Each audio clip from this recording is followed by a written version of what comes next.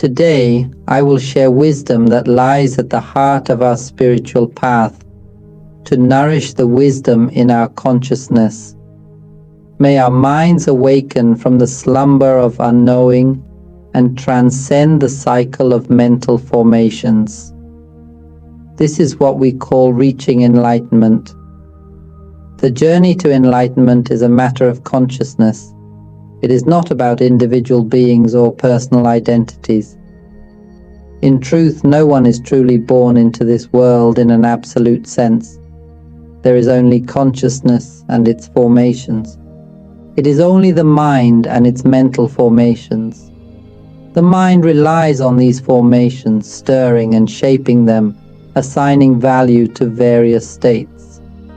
This process is occurring right now, in this very present moment, and then it dissolves away, also in the present moment. There is no one being born, no one dying, and no story to tell. The Dharma is this: there is no past, no future, no time, no form, no simple abstraction, only the rippling of nature's movements. Our minds are like empty, clear elements, like the pure emptiness before us. This empty clarity has never been born, nor does it die. It neither comes nor goes. Look for yourself at the pure emptiness before you.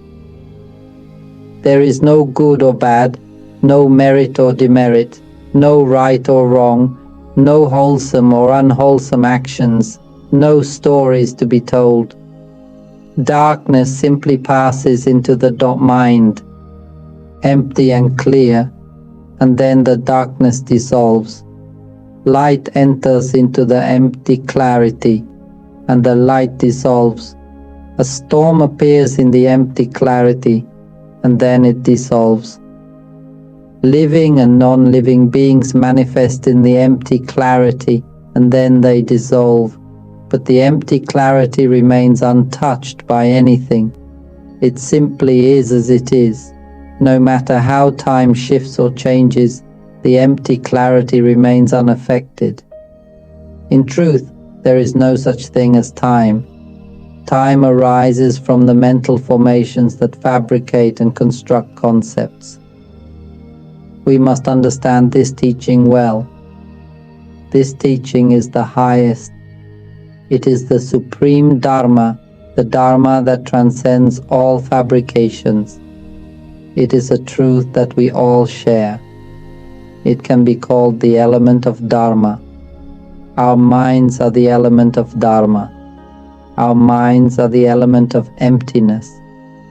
It is the element of empty clarity, the element of life, the immortal element, the element that is the source of all mental formations. The element of name arises from this pure element. The element of form arises from this pure element. This pure element is the origin, the element that remains centered at all times, the element where time itself is centered. It is the element of neutrality, the element of the present moment, existing at all times. The term present moment doesn't even need a name to be called the present moment. This element of Dharma is completely free from any fabrication. The sound I am speaking now is a fabricated element called the element of name. It ripples and arises from the pure element of Dharma, and this is called the mental formations. The mental formations arise from the mind itself. When our minds are ignorant, when they grasp and become deluded, these mental formations transform into forms called the subtle body. The nature of the mind is inherent in itself, as it is. Whenever we fixate our attention on any phenomenon, those phenomena instantly manifest into forms and appearances in our consciousness. This is referred to as the gross body or the subtle body. Every time we focus or make an effort to do something for a reason, our mind attaches to something, and that thing immediately takes on a form. This is what is called a self.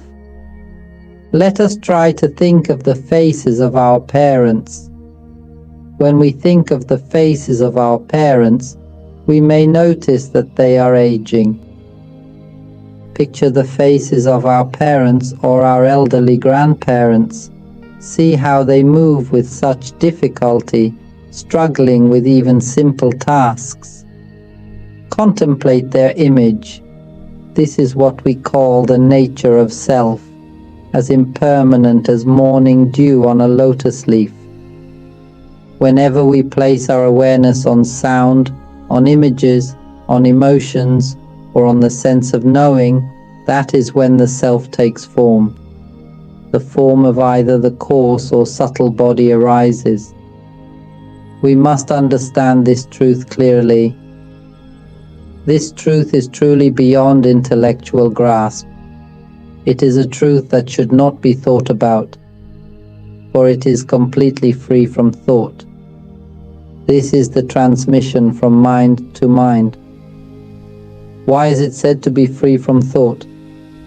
Because the sound you hear is not actually sound. If anyone sees it as sound, it means they still perceive a self, and they are still in ignorance. Their heart is still fully dominated by delusion. The possibility of realizing the truth has not yet arisen.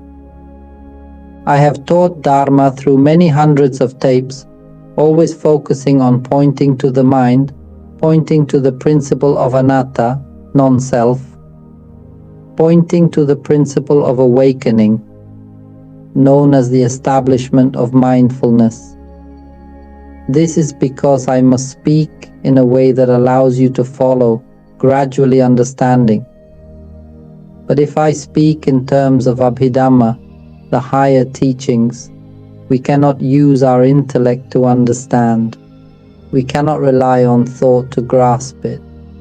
We must use the mind to understand. This is called the transmission from mind to mind.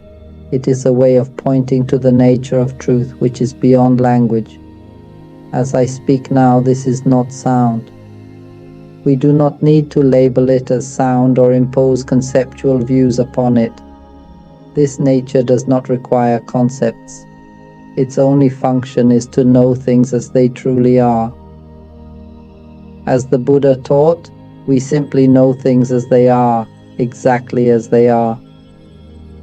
There is no need to intentionally know, because nature already knows in its own way. When we simply observe the knowledge that is naturally occurring, the various phenomena arise on their own, manifest together, and dissolve together. We merely observe and direct our awareness to this, recognizing that all phenomena are as they are, with nothing that belongs to us or is ours. This knowledge is beyond language. It is a knowing that arises from the mind, knowing things as they truly are, not according to concepts. It does not rely on concepts for learning, but directly leads the mind to see the truth. When the mind knows as it truly is, free from language and story, we simply direct our understanding without the need to seek understanding.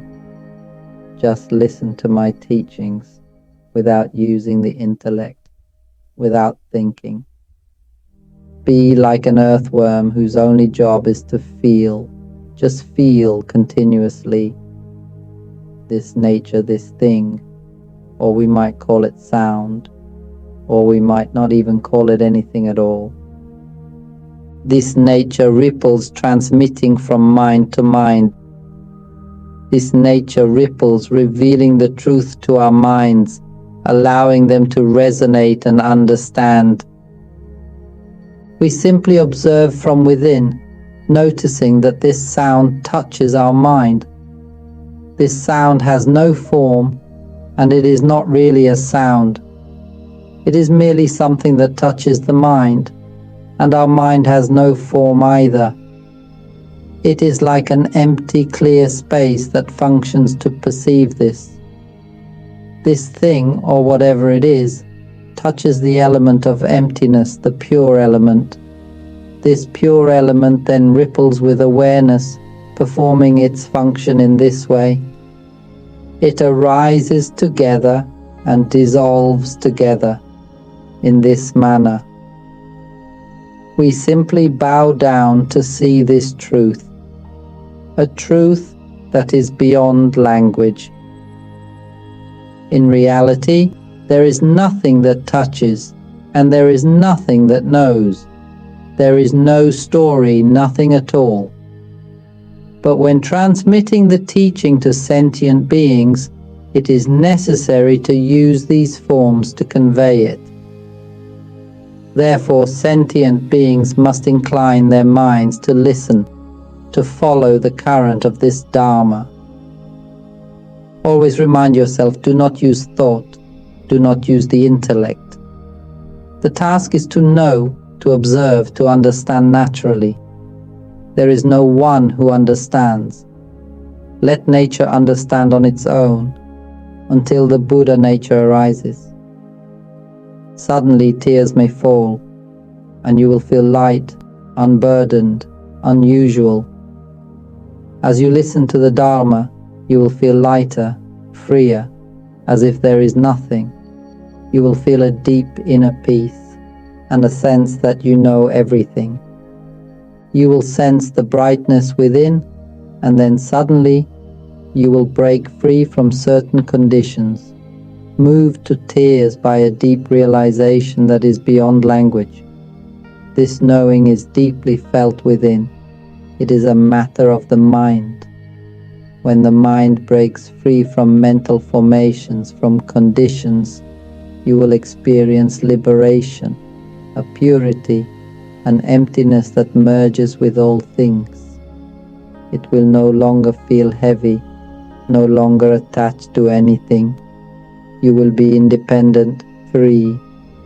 Tears may flow, and there may be sounds of sadhu all around, while you might even see a vision of the body dissolving. The subtlety collapses, shattering and clearing away. You may see a bright light encompassing the entire universe, or perhaps no vision at all. But you will know in your heart that the mind has broken free, and a deep realization arises, completely dispelling all doubt. Even if the Buddha were standing before you, you would not need to ask. It is like someone who has been asleep for a long time. When they suddenly awaken, stand up and walk, they know in their heart that they are awake. They don't need to ask, how do you know you are awake? They know because they are awake. The one who is awake knows they are awake, while the one who is still asleep can only dream of how it feels to awaken, or wonder how to wake up. They may dream of being awake, dream of trying to wake up, but all of it remains a dream, a state of sleep. We all are mind. We are the element of pure, empty, clear space.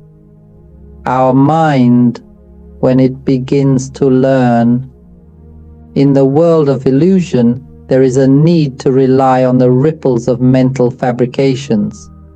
The mind depends on mental formations, thoughts, feelings, and sensations. These mental ripples simply ripple and form, but the mind has yet to understand the purpose of what it is learning. It does not yet have an answer, only that it is using these fabrications to learn about things. It is like us, who rely on sound. In truth, we were never born, and we have no inherent shape. This is not our body, yet we think and assign meaning, calling it the left arm, left leg, right leg, the index finger, the middle finger, the ring finger, the thumb, saying this is a man, this is a woman. We rely on these sounds to give value to what we call our body, even though the elements themselves do not declare what they are. These elements merely serve as a coarse physical form, not expressing anything inherently. The clarity of the mind takes residence. Let me offer another way of understanding this, so that we may grasp it. I am trying to show you that all formations are anatta, or without self. You can refer to the 5 aggregates as anatta, or simply reduce them to one single formation, which is the mental formation. This mental formation, or citta sankhara, does not have an inherent self. It is merely a transient phenomenon arising due to ignorance, the mind's not knowing. The mind clings to this, and when the mind connects with any sensation, the sense of self arises in that moment. However, when that sensation does not settle anywhere, when it rests in emptiness, when it rests in the state of not being anything, all phenomena become abstract, like the wind without form. But the moment the mind attaches a sensation to something, a form arises, what we call the subtle body, a manifestation of a self-identity, appearing instantly. The ordinary characteristics of the Dharma elements are similar to the principles of science. If we have the opportunity to study the smallest parts of an atom, learning down to the smallest units, the quarks, these are the smallest units in the quantum system. Smaller than quantum units are quarks, which are incredibly small. We will begin to understand a nature that cannot be explained by conventional concepts. The mind is like this. One day, science will gradually come to understand the nature of the mind. Our mind is the subtlest of all natures. To explain it this way, our mind is a nature of empty, clear space. I often say this. Our mind is like an empty, clear space, like the clear emptiness that is right in front of us. This clear emptiness has no form, no gender, no parents, and is not connected to anything. This nature of clear emptiness is the original element. When this clear nature desires knowledge, it seeks the understanding of. Wisdom then creates the ripples of mental fabrications in the body. We understand this well. I will speak of teachings you may not have heard before. The nature of the mind, this empty, clear space, has no form. This is the origin. We are this element. You can call it the element of nirvana, or the element of emptiness, or the Dharma element. Any of these names will do. You can call it the origin element, the zero element, whatever you wish, or even choose not to name it at all. It has no name. No one becomes anything. Everything I speak is simply a fabrication. Understand this simple truth. We've studied the Dharma all our lives, yet we haven't grasped the essence of it. The path and its fruits do not arise. Why? Because we have never heard the true Dharma, but only played with concepts, with the language of convention. We believe in these conventional terms. We cling to them and identify with the body. Practice, even though the Dharma is not related to the body, nor to beings, persons, or self, we still take the self to practice it. The Dharma is akaliko, timeless, not bound by time, yet we use time to measure it. It is not about beings, persons, or self, Yet we bring the concepts of beings, persons, and self into our practice. This is a delusion. Our mind is deluded, our views are distorted, our perceptions are warped. We see what has no self as having a self, what is not us as being us, what is impermanent as permanent. We mistake what has never had a self for something that exists, giving value to it as if it exists or does not exist. All of this is simply the mental formations creating fabrications. Sentient beings are caught in pleasure, pushing away suffering. Pleasure and suffering are two sides of the same coin. We cannot see that good and bad, merit and demerit, wholesome and unwholesome, are all fabrications, yet we perceive them as separate and distinct, even though they have never had an inherent self. Thus, sentient beings remain trapped in the cycle of samsara. No matter how skilled one becomes, they still circle in samsara. Even if one is excellent at concentration, caught in the cycle of existence, the mind remains unenlightened. No matter how well one memorizes or masters scriptures, one still revolves in the cycle of existence because of ignorance of playing with mental formations. The illusion persists of a self that is good or skilled, even though no one truly exists in this world. Returning to the essence of Dhamma, our minds are fundamentally a pure and empty nature, like clear, formless space before us. This nature, when desiring to learn, creates subtle elements from this clear emptiness, delicate, translucent forms. These elements arise to facilitate learning, which can be referred to as avijja, ignorance, though calling it by this name or not makes no difference. In truth, avijja has no real existence. Knowledge, vijja, or ignorance, greed, anger, delusion, virtue, mindfulness, concentration or wisdom, none of these truly exist. There is only one natural state, eternally pure and complete. Generosity, virtue, mindfulness, concentration, and wisdom are already complete and perfect within. They can be named, but naming is unnecessary because they are not distinct entities. Such terms are spoken only to help humans understand. This pure, clear, and empty essence seeks to learn and therefore creates subtle forms, like translucent bubbles. Inside these bubbles, too, is pure and clear emptiness, which is not anything in itself. Now our minds create these subtle elements, a form of transparent emptiness. Once created, they become capable of interaction. When sound, smell, taste, or touch arises, these forms respond to external stimuli. Yet no matter the form we take, whether as microorganisms or as consciousness within such forms, there are no ears, no nose, no sensory faculties as humans perceive them. Regardless of the vessel or the subtle body in which the mind resides, the mind's purpose remains constant.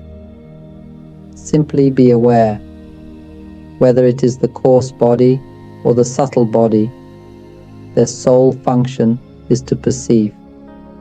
They exist as elements of clarity, forming a pure essence that encases themselves.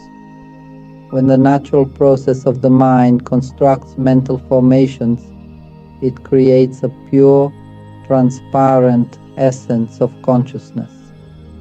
This analogy is provided to help humans comprehend, as without such explanations, it would be difficult to grasp.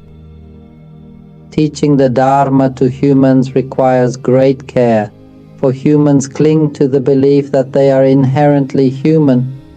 Similarly, living beings identify themselves as such, even though in truth there is no inherent existence. Nothing and no one is truly born into this world. Yet there persists this belief of being human, rooted in language, even though language itself has no intrinsic reality. This is the illusion of existence. The essence of knowing. This could also be referred to as consciousness, as the knowing element. This description helps bridge understanding, explaining that consciousness is this element of knowing, a clear, pure essence encasing emptiness. This is what we call the mind. It is the element of knowing, but it belongs to no one. It is simply the element of knowing. This explanation is provided to help humans understand it as a natural phenomenon that functions solely to perceive. Perception arises through contact. When contact occurs, the element knows and ripples simultaneously. This ripple manifests as emotion. With repeated contact, the ripples grow frequent, forming patterns of memory and learning. These ripples become the process of recognizing images, learning sights, sounds, smells, touches, and everything that contacts through the sense faculties. The number of sense faculties is not the point. Whether it is 1, 2, or 3 faculties, the process remains the same. Whatever makes contact, the element of knowing responds with a ripple of perception. As it perceives, it also assigns meaning, records, processes, and pieces together the experience, be it an image, sound, scent, taste, or touch. This ripple weaves the elements of perception, interprets, and gives value to what is experienced. Meaning exists to help us understand. It is akin to a thin, transparent sheet. Like the delicate membrane of a speaker, perhaps the ultra-thin diaphragm of a phone speaker. When it is touched or contacted, it ripples continuously. These ripples can vary in frequency, from high to low. Similarly, our minds ripple in this way, vibrating and fabricating thoughts, mental images, emotions. These ripples create coarse or subtle patterns, positive or negative, good or bad, right or wrong, wholesome or unwholesome. Yet none of this truly exists. It is all just rippling. The essence of the Dharma is no more than this, understanding the nature of knowing and the nature of mental fabrication. Or one could say understanding the mind and its formations. The mind itself is an element, empty, clear and pure. Mental formations are its expressions, whether knowing, thinking, imagining, or experiencing emotions. Whatever form these expressions take, they are merely manifestations. To feel anger is just an expression. To feel joy is just an expression, nothing more. States, whether of happiness or suffering, good or bad, wholesome or unwholesome, are all creations of our own making. In truth, there is no such division. There is only knowing things as they are. And what are they? They are not anything in particular. They are just as they are. Like the sound of my voice reaching you, it is simply known in that moment, and then it passes. It is just words, just a moment. The sound itself is not truly a sound, nor does it carry inherent meaning. It is merely something that comes into contact and the mind perceives it. That's all. Then it is gone. No one owns anything because no one truly exists in this world. There are only the expressions of nature. Do you understand this? Anyone who grasps this understanding instantly realizes the Dharma. Do not cling to anything, for there is nothing to gain or lose. There are only the expressions of nature.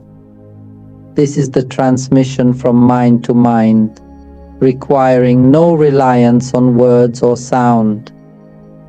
If you still believe that this is sound, then it shows you are still perceiving individuality and selfhood. It shows that you are still grasping at concepts. The Dharma is not yet understood. We still do not know what the Buddha really taught. Instead, we continue to debate with the Buddha. The Buddha declared that the 5 aggregates, khandhas, are non-self, meaning there is nothing there. Do you understand? Nothing at all. The Buddha reiterated, Sabbe Dhamma Anatta, all phenomena, or let us now delve into some teachings of the Tathagata, do not possess any true self. Even what I am saying now does not have a self. There is no one speaking, and this is not a voice. There is no one perceiving anything. There is only the natural flow performing its functions. Hing Sattva. What I have spoken so far is coarse. The Dhamma I am explaining here is quite crude. For those who find it difficult to grasp, it can be overwhelming. But listen repeatedly, and it will become clearer. This is the true nature of Dhamma. Listen carefully. In the time of the Buddha, those with wisdom needed only a brief mention of a Dhamma theme to attain realization. It was that simple. With just a hint of a Dhamma topic, many people awakened. But for those who have not yet grasped the essence, who remain in darkness, hearing this might leave them bewildered. As for the nature of our mind, it simply seeks to learn. The learning of the mind relies on mental formations and the elements of its own body to perceive. It ripples and perceives, continuously in motion like this, forming and attributing meaning to things, seeking to understand them, until one day a Buddha, an enlightened being, one of great wisdom, realized this truth and came to show us that the 5 aggregates are non-self. The 5 aggregates are the mental formations. Mental formations are non-self. I simplify it this way, do you understand? The 5 aggregates are both the physical and the mental aspects, body and mind. The physical form arises because of the mental, which gives it meaning. For instance, this sound is giving meaning to this body. Without this sound, we wouldn't know what this is. Do you understand? If there's no meaning, everything becomes just nothing. It's the same. It's like looking at something that has no meaning. We don't have language to describe it. What is it? That thing becomes nothing, because there is no mental concept to give it meaning. Do you understand? Without sound, I would say there is no sound. If this sound didn't exist, without any concept attributing value to it, everything would simply be as it is, just finished. The physical form arises because of the mental concept. That's it. Don't worry about the physical form. Some might say we need to abandon the physical form, but we don't need to abandon anything, because it doesn't have a self. If we see that this body has no self, that it's not us, then that's the end of it. This is what it means to have the eye that sees the truth. That's why I emphasize so much that anyone who can see their own thoughts, once they see them clearly, tears will fall. That's it. Don't ask what position that is. We prepare ourselves not to be born. That's enough. There's no need to know what position you're in. It's of no use. Positions don't matter. We don't practice to gain a position. We practice to see that everything is just as it is. There is no self, no one doing or gaining anything. Now the mental phenomena, the fabricated thoughts, are simply mental formations. They are ripples in the mind. If we break it down further, mental formations are the substance of the mind. They are the mind's fabric, created by ignorance, which forms the pure element to perform the function of perceiving and fabricating. That's all. This substance, this element, is meant for learning. Its only purpose is as a tool for learning. It's like when we want to catch a fish, we need a fishing rod or a net. The rod and the net are just tools to catch the fish, that's all. The mind wants to learn, but it mistakenly seeks to learn from external things. It relies on this tool, on the act of knowing, on the thought processes and fabrications in order to learn. So it ends up learning externally. When the Buddha attained enlightenment, he realized the truth of all things. He reached the pure Dhamma element and understood that because avijja pakaya sankhara, because of ignorance, the mind flows into attachment and conditioning. The mind becomes deluded, clinging to the fabrications it creates, and then it carries those fabrications as if they were real. It's like how we rely on this sound, even though it's not actually a sound, yet we believe it is. We believe that we are truly thinking and speaking. This is what humans believe, and all beings in the world too. In truth, if our parents or teachers had taught us this from childhood, the whole world would have realized the truth easily. We would all have attained awakening by now. This is how we should teach our children. Teach them to awaken to the Dhamma. This is the simple Dhamma. Once we understand it, we can teach it to others. When this happens, everyone will become noble beings, entering an age of prosperity with ease. There's nothing complicated about it. The age of prosperity is one where everyone attains awakening easily, where Dhamma is simple and realization is accessible to all. In such a time, no one will be caught in the cycle of samsara anymore. It's happening right now. It must happen now. There's no need to wait or strive for anything. There's no effort required. Everything must arise now, and everything must end now. The cycle of samsara will collapse completely in this era. No one will cycle through samsara anymore. This will be an era where the Dhamma is simple, and attaining awakening will be easy. All of us, whether young or old, able or disabled, women or men, can all attain awakening. It's a certainty, because we all have this pure mind, this pure element within us. All we need is someone to point it out clearly to us. That's it. Once it's shown, it will happen right now. There's no need for any more striving.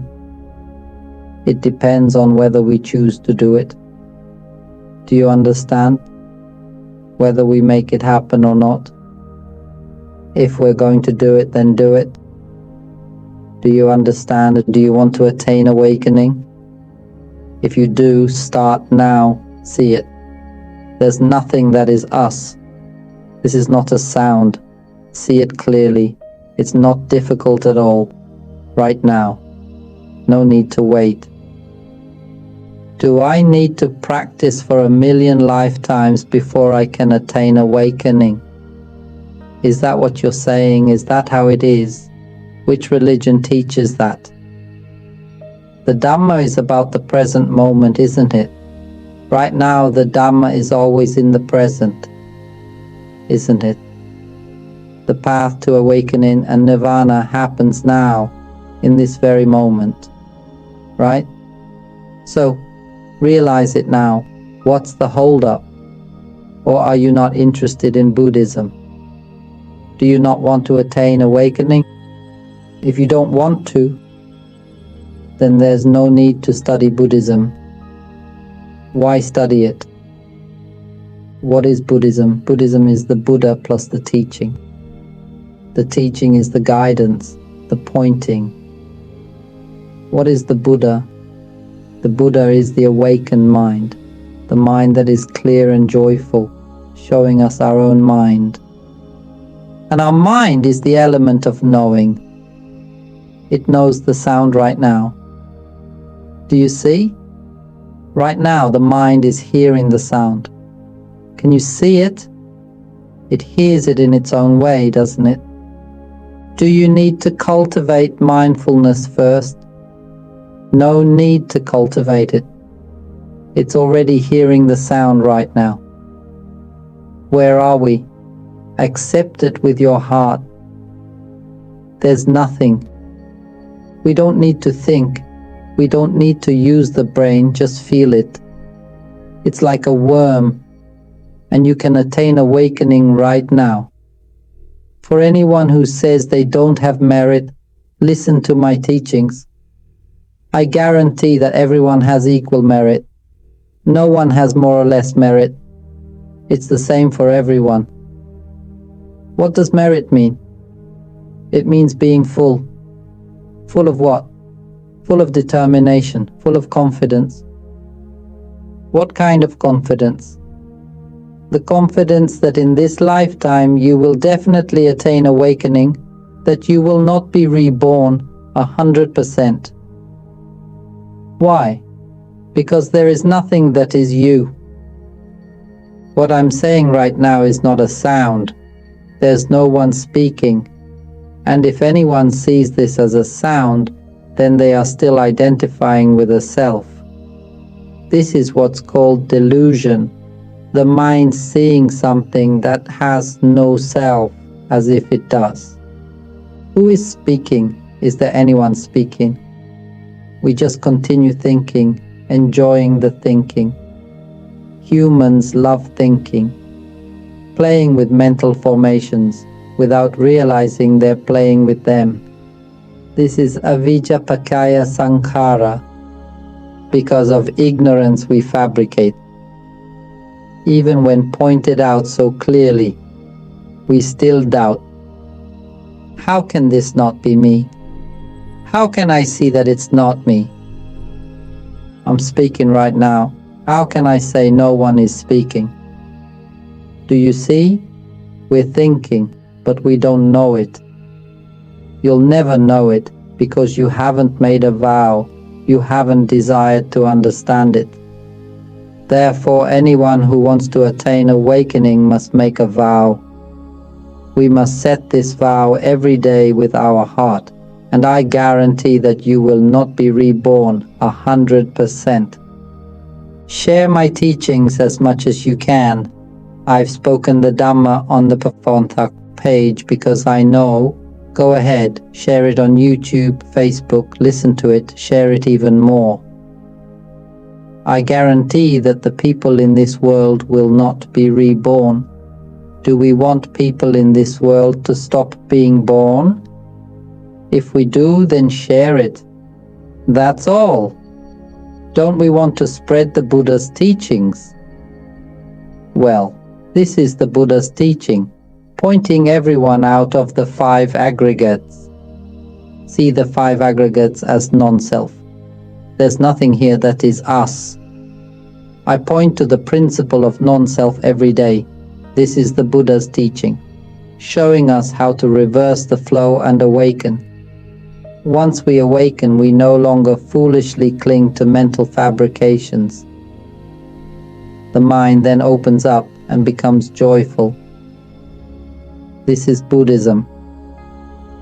Buddhism is about pointing the way, explaining to our mind so that we gain insight.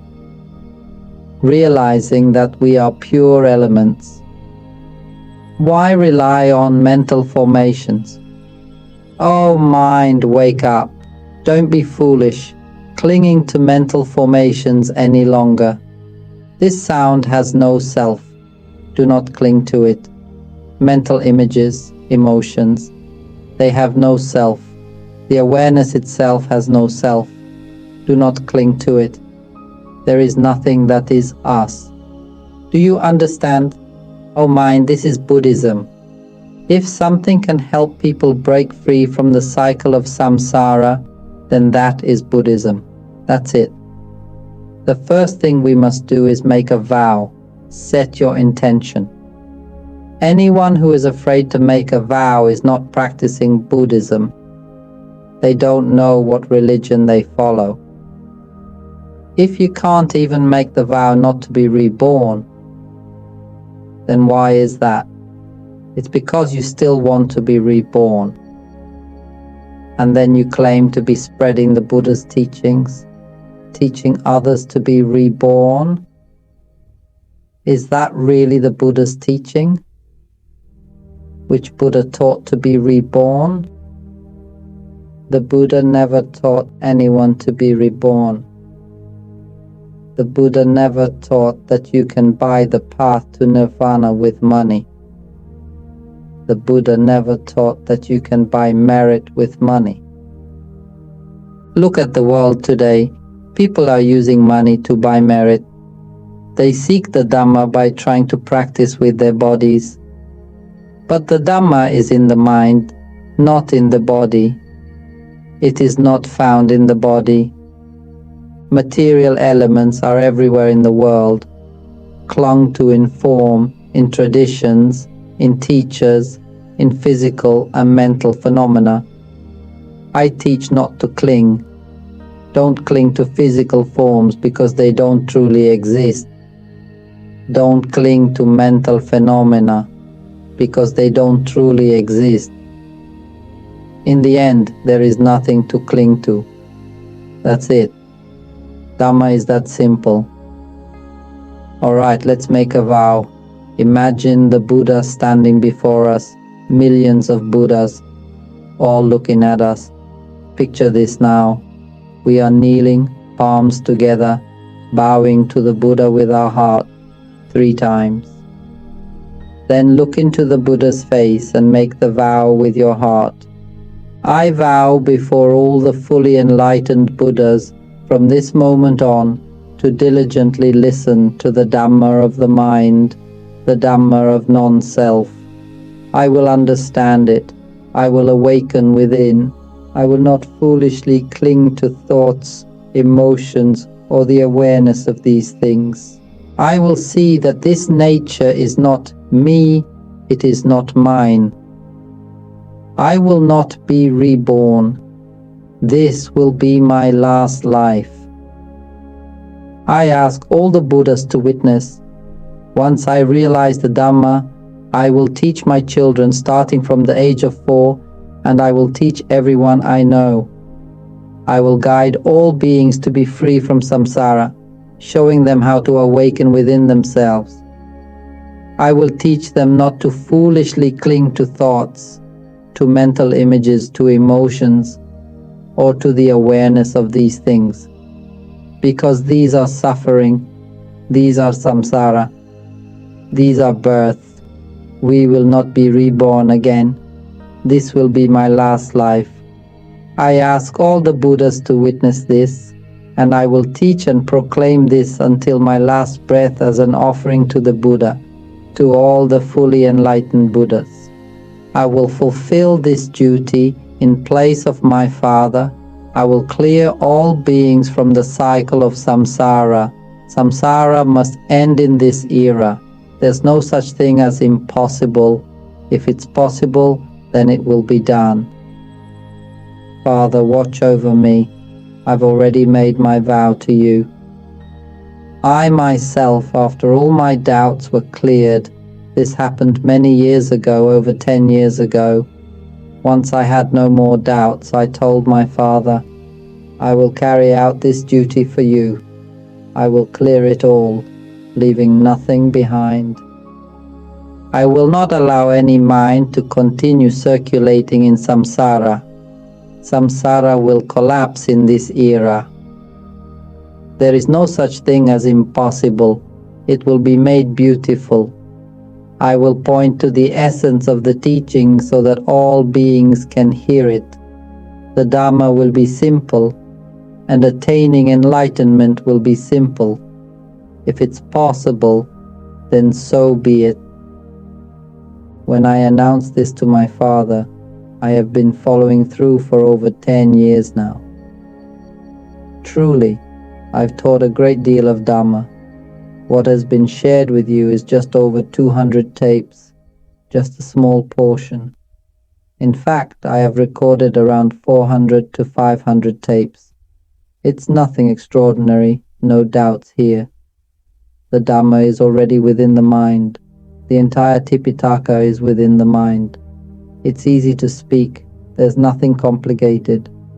The Dhamma has 84,000 paths, but in any form, they all lead to the same principle, the principle of anatta, non-self. In the end, the 84,000 paths don't truly exist. Even the voice I'm speaking with doesn't truly exist. It's just pointing out that there is nothing at all. There is no self. All Dhammas are non-self. All phenomena are without a permanent essence. The 5 aggregates are also non-self. When we reach this pure element, we will understand the beauty of the Buddha. The day I made this realization, the mind expressed the Dhamma. Now I truly know my Father with all my heart. How could my Father be so beautiful? Do not use the body for practice. Do not use money to purchase the path to Nibbana. Do not chase after teachers here and there. Do not carry the Dhamma as a burden, nor the teacher. The Dhamma is not found in books. That is simply sending the mind outward, and that is delusion. Seeing what is formless as having form, seeing the material world as having inherent existence, and seeing mental phenomena as having true existence, this is delusion. Do you understand? Oh, I can't tell you how many times I've explained this. The Buddha taught us to awaken to what is within. Write it on a piece of paper and put it on the wall at home. If you don't understand it, that's okay. For anyone who doesn't understand, I'd like to offer a suggestion. Go take a shower first and then come back to listen. Go wash up and take care of your needs first, or else it will become heavy and burdensome.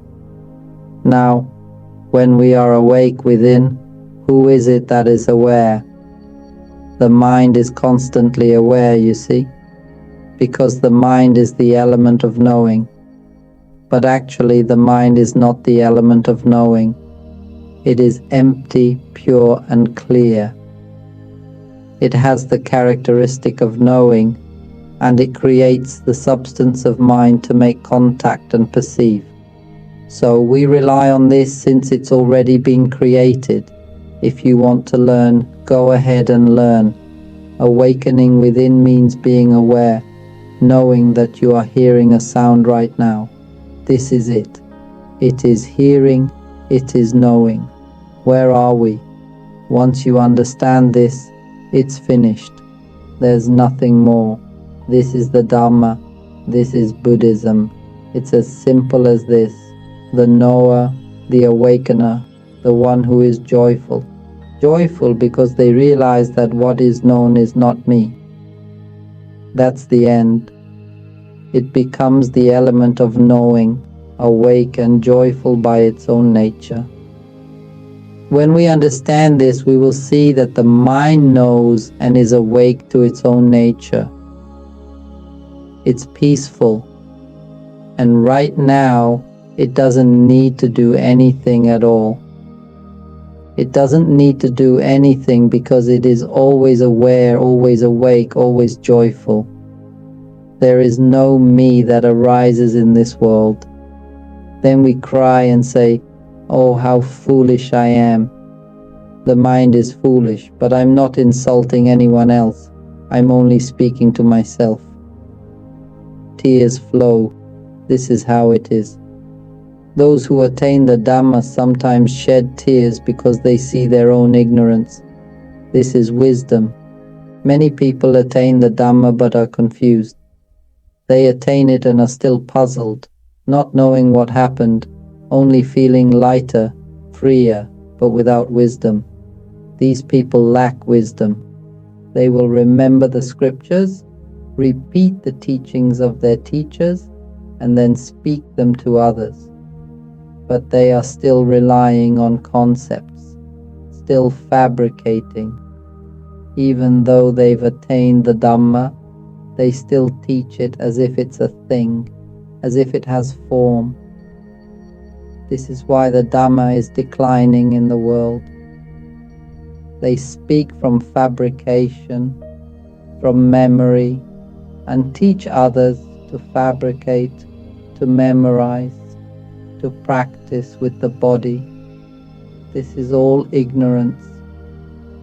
My role is simply to point out that the Dhamma is simple. We will attain the Dhamma easily because the new era is an era of simplicity. There is nothing difficult. It really is simple. Where could it be hard? There's nothing at all to do. The wise ones, the sages, can attain the Dhamma effortlessly by sitting or lying down. When I first listened to the teachings of the Buddha, I couldn't stand it. In the beginning, I longed so much to attain the Dhamma. But when I heard that the wise ones attain it effortlessly, just by sitting or lying down, I thought, what are we doing here? I didn't understand. At that moment, my mind began to brighten, but I still didn't get it. But when I finally understood, oh, it was like realizing that the eyelashes are always with the eyeball, but I didn't know they were together. I searched for the eyelashes everywhere, and then I realized they've always been with the eyeball. Once I understood, tears flowed, and I said to my father, I will handle this now. And that was it. Our minds are like the empty, clear element that creates ripples. It creates the sensation, the substance of the element. It performs the function of rippling to perceive, and then ripples again to fabricate. When it ripples to perceive, it sees its own fabrication. The thought, the sound being spoken, the mental image arising, the emotion appearing right now, they are all ripples of the mind. But the mind is aware. It sees that what is known, it knows on its own. The thinking, the imagining, the emotions, these are all the mind's own ripples. It works by itself. So where are we in all this? What are we really searching for? This is the kind of knowledge that has no spoken language. There are no words to explain it. The understanding arises by itself. It just happens. Tears fall. It simply bursts out from the sense of being human. It is not anything in particular. It bursts out from this sound, this mental image, this emotion, and then it understands. As a human being, it's just this. There is nothing more. What are all beings deluded by? The Dhamma is simple. The Dhamma is just this, to know. Actually, there is no one who knows. Just knowing that what is known is not known by anyone. That's it. The Dhamma is only this. It's just being awake, knowing that this awareness itself is not known by anyone.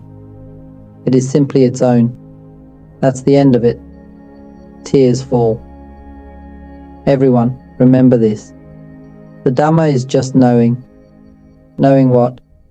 Knowing that what is known is not known by anyone. That's it. There's no thing that is known, and there's no one who knows. But it knows in its own way. It knows its own wakefulness and joy, year after year, always in the present, fresh and new, all the time. Actually, the Buddha taught the Dhamma in every moment of awareness. We are right there before him, bowing to him every day.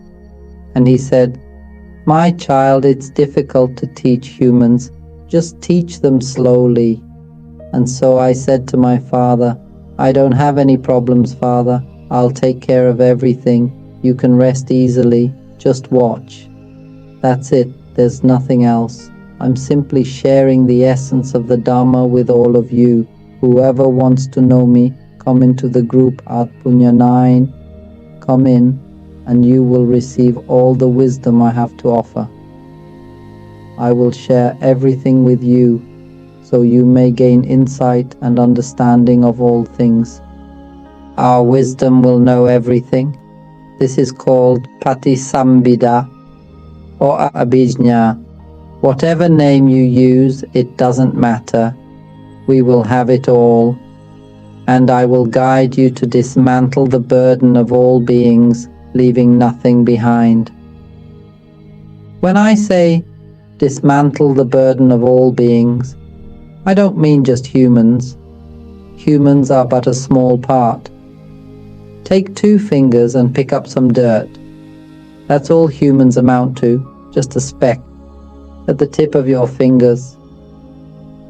But the grains of dirt covering the whole earth, that is the mind, waiting to be helped. I will teach you how, and together we will dismantle it. We will see that, it's all gone now. We will know in the deepest part of our hearts, and we will see how pure and clear our minds are. For those who have realized the truth, we will see that each person in the group of wisdom-liberated beings has a bright, beautiful heart, one that we would want to bow to. And I will show you the state of my own mind, which is simply empty, without anything at all. It is a mind that has nothing at all, my mind. After practicing the Dhamma, I've lost everything. All possessions, all self, nothing remains. My mind is nothing. After practicing the Dhamma, it is simply nothing. We will see what I was born for. For those of you who have deep wisdom and insight, come, take a look at my mind. If you still don't see clearly, come, I will show you. I promise you will need tissues to wipe away tears. My mind is truly nothing. We will see that it is empty. There is nothing at all. It is nothing, it becomes nothing because it is nothing.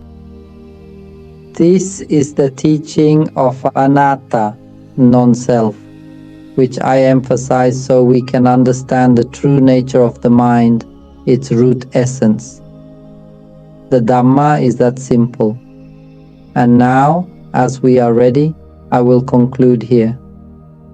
May all of us who have made the vow determined not to be born again, with the goal of Nibbana and taking anatta as our refuge, may we realize the truth of the Dhamma. May all attain enlightenment suddenly, everyone, all of you. Sadhu, sadhu, sadhu. Let all the Buddhas of all worlds be witnesses from this moment onward.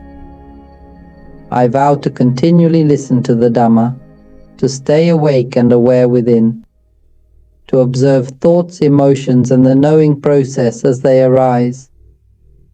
I understand them as nature, not as me or mine. I will not cling to any phenomena, nor will I be born again. this life will be the last. Upon awakening to the Dhamma, I will share this teaching with my children, my family, and everyone I know, so they too can be awake within and not be attached to thoughts, emotions, or concepts until the last breath. This is my homage to the Buddha. Sadhu, sadhu, sadhu.